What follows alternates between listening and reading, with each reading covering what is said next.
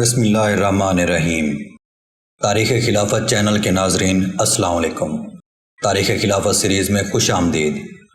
اگر آپ نے ہمارا چینل تاریخ خلافت سبسکرائب نہیں کیا تو پہلے چینل کو سبسکرائب کر دیں اور ساتھ میں لگے بیل آئیکن کو دبا دیں تاکہ ہماری آنے والی ویڈیوز آپ کو ملتی رہیں۔ تاریخ خلافت چینل کے ناظرین، اسلام جب رومن امپائر سے بھی زیادہ وسیع سلطنت کا مالک ہو گیا اور کیسر و کسریٰ کے عظیم و شان ممالک اس کے ورثہ بن گئے تو اس کو ایک منتظم اور فوجی سسٹم کی ضرورت محسوس ہوئی۔ 15 ہجری میں حضرت عمر نے اس کی طرف توجہ کی اور تمام ملک کو فوجی بنانا چاہا، لیکن ابتدا میں ایسی تعلیم ممکن نہ تھی، اس لیے پہلے قریش و انصار سے آغاز کیا اور چند صحابہ کو حکم دیا کہ وہ قریش و انصار کا ایک رجسٹر تیار کریں جس میں ہر شخص کا نام و نسب تفصیل سے درج ہو۔ اس ہدایت کے مطابق رجسٹر تیار ہوا اور حسب حیثیت تنخواہیں اور ان کی بیوی بچوں کے گزارے کے لیے وظائف مقرر ہوئے۔ اس موقع پر یہ امر خاص طور پر قابل قدر ہے کہ جن لوگوں کی جتنی تنخواہیں مقرر ہوئیں اتنی ہی ان کے غلاموں کی بھی مقرر ہوئیں۔ اس سے اندازہ ہو سکتا ہے کہ فاروق اعظم نے مساوات کا کیسا سبق سکھایا تھا۔ کچھ دنوں کے بعد اس نظام کو قریش و انصار سے وسعت دے کر تمام قبائل عرب میں عام کر دیا۔ پورے ملک کی مردم شماری کی گئی اور ہر ایک عربی نسل کی تنخواہ مقرر ہوئی، یہاں تک کہ شیرخوار بچوں کے لیے وظائف کا قاعدہ جاری کیا گیا۔ گویا عرب کا ایک ایک بچہ اپنے یوم ولادت سے ہی اسلامی فوج کا ایک سپاہی تصور کر لیا جاتا تھا۔ ہر سپاہی کو تنخواہ کے علاوہ کھانا اور کپڑا بھی ملتا تھا۔ اس نے خدمت اور کارگزاری کے لحاظ سے سپاہیوں اور افسروں کی تنخواہوں میں وقتاً فوقتاً اضافہ بھی ہوتا رہتا تھا۔ حضرت عمر رضی اللہ عنہ کو فوج کی تربیت کا بہت خیال تھا۔ انہوں نے نہایت تاکیدی احکامات جاری کیے تھے کہ ممالک مفتوحہ میں کوئی شخص زراعت یا تجارت کا شغل اختیار نہ کرنے پائے، کیونکہ اس سے ان کے سپاہیانہ جوہر کو نقصان پہنچنے کا اندیشہ تھا۔ سرد اور گرم ممالک پر حملہ کرتے وقت موسم کا بھی خاص خیال رکھا جاتا تھا کہ فوج کی صحت اور تندرستی کو نقصان نہ پہنچے۔ قواعد کے متعلق 4 چیزوں کے سیکھنے کی سخت تاکید تھی: تیرنا، گھوڑے دوڑانا، تیر لگانا اور ننگے پاؤں چلنا۔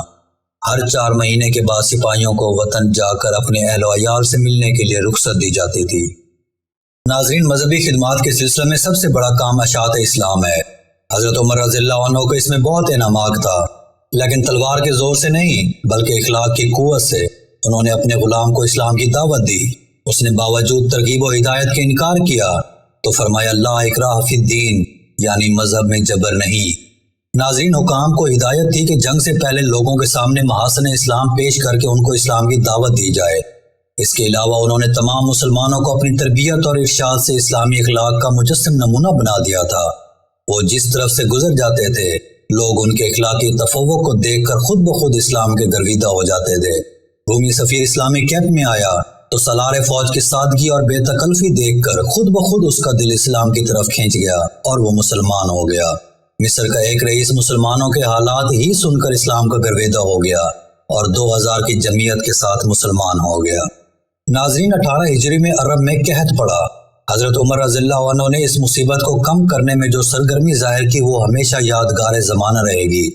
بیت المال کا تمام نقد و جنس صرف کر دیا، تمام صوبوں سے غلہ منگوایا اور انتظام کے ساتھ قحط زدوں میں تقسیم کیا گیا۔ لاوارث بچوں کو دودھ پلانے اور ان کی پرورش کرنے کا انتظام کیا گیا۔ غرباء و مساکین کے روزینے مقرر کیے۔ ملکی حالات سے واقفیت کے لیے ملک کے ہر حصے میں پرچہ نویس اور واقعہ نگار مقرر کیے جن کے ذریعے سے ہر جزئی واقعہ کی اطلاع ہو جاتی تھی۔ خلافت فاروقی کا سب سے نمایاں وصف عدل و انصاف ہے۔ ان کے عہد میں کبھی انصاف سے تجاوز نہیں ہوا۔ شاہ و گدا، شریف و رذیل، عزیز و بیگانہ، سب کے لیے ایک ہی قانون تھا۔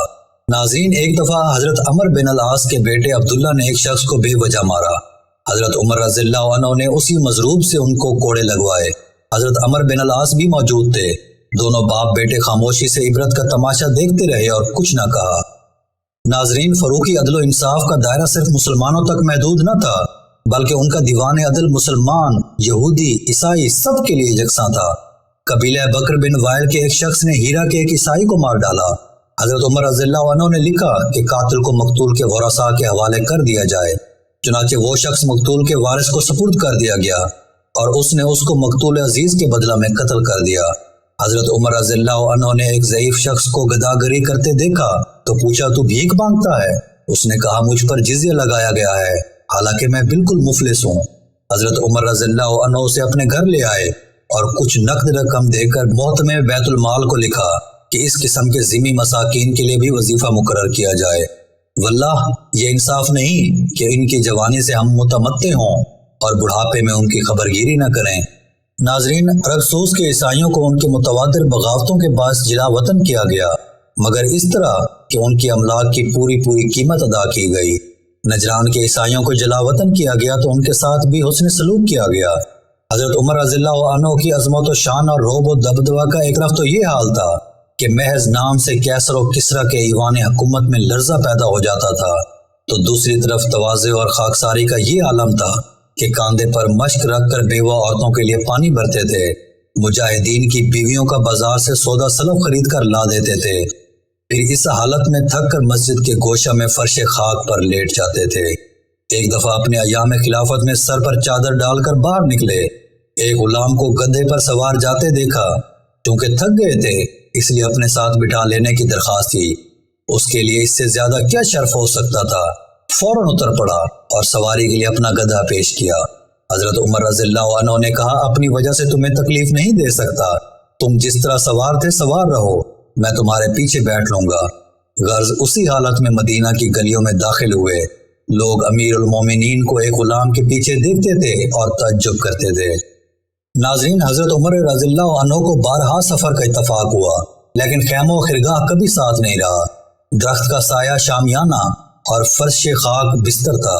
سفر شام کے موقع پر مسلمانوں نے اس خیال سے کہ عیسائی امیر المومنین کی معمولی لباس اور بے سر و سامانی کو دیکھ کر اپنے دل میں کیا کہیں گے، سواری کے لیے ترکی گھوڑا اور پہننے کے لیے قیمتی لباس پیش کیا۔ حضرت عمر رضی اللہ عنہ نے فرمایا کہ خدا نے ہم کو جو عزت دی ہے وہ اسلام کی عزت ہے اور ہمارے لیے یہی کافی ہے۔ ناظرین، حضرت عمر رضی اللہ عنہ ایک دن صدقہ کے اونٹوں کے بدن پر تیل مل رہے تھے۔ ایک شخص نے دیکھا تو کہا، امیر المومنین، یہ کام کسی غلام سے لیا ہوتا۔ حضرت عمر رضی اللہ عنہ بولے، مجھ سے بڑھ کر کون غلام ہو سکتا ہے؟ جو شخص مسلمانوں کا والی ہے وہی ان کا غلام بھی ہے۔ حضرت عمر رضی اللہ عنہ اپنی غیر معمولی مصروفیات میں سے بھی مجبور، بےکس اور اپاہج آدمیوں کی خدمت گزاری کے لیے وقت نکال لیتے تھے۔ مدینہ سے اکثر نابینا اور ضعیف اشخاص فاروق اعظم کی خدمت گزاری کے ممنون تھے۔ خلوص کا یہ عالم تھا کہ خود ان لوگوں کو بھی خبر نہ تھی کہ یہ فرشتہ رحمت کون ہے۔ حضرت طلحہ رضی اللہ عنہ کا بیان ہے کہ ایک روز صبح امیر المومنین کو ایک جھونپڑے میں جاتے دیکھا۔ خیال ہوا کہ فاروق اعظم کا کیا کام؟ دریافت کرنے پر معلوم ہوا کہ اس میں ایک نابینا ضعیفہ رہتی ہے اور وہ روز ان کی خبرگیری کے لیے جایا کرتے ہیں۔ تاریخ خلافت چینل کے ناظرین، مغیرہ بن شیبہ رضی اللہ عنہ کے ایک پارسی غلام فیروز نامی نے، جس کی کنیت ابو لولو تھی، حضرت عمر رضی اللہ عنہ سے اپنے آقا کے بھاری محصول مقرر کرنے کی شکایت کی۔ شکایت بیجا تھی، اس لیے حضرت عمر رضی اللہ عنہ نے توجہ نہ کی۔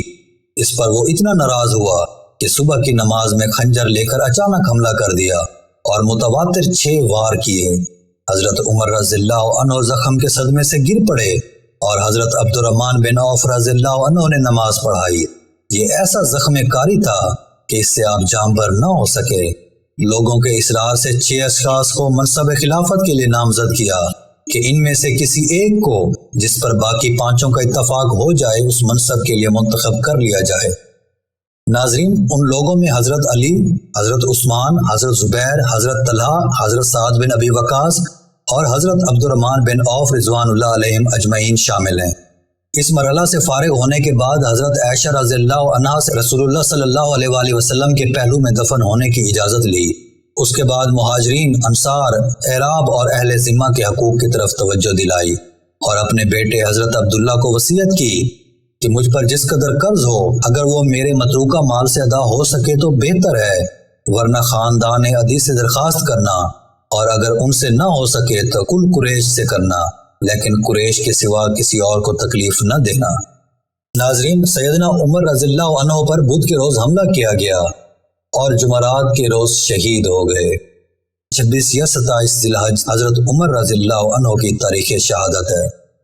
تاریخ خلافت چینل کے ناظرین، اگر یہ سیریز تاریخ خلافت آپ کو اچھی اور معلوماتی لگے تو اپنے دوستوں کے ساتھ ضرور شیئر کریں، اور اگر آپ نے ابھی تک ہمارا چینل سبسکرائب نہیں کیا تو تو چینل کو سبسکرائب کر دیں اور ساتھ میں لگے بیل آئیکن کو دبا دیں تاکہ ہماری آنے والی نئی ویڈیوز آپ کو ملتی رہیں۔ ناظرین، اگلی قسط میں ہم خلیفہ سوم حضرت عثمان غنی رضی اللہ عنہ کے دور خلافت کا مختصر مگر جامع جائزہ لیں گے۔ ہمیشہ خوش رہیں اور دوسروں کا خیال رکھیں۔ اللہ نگہبان۔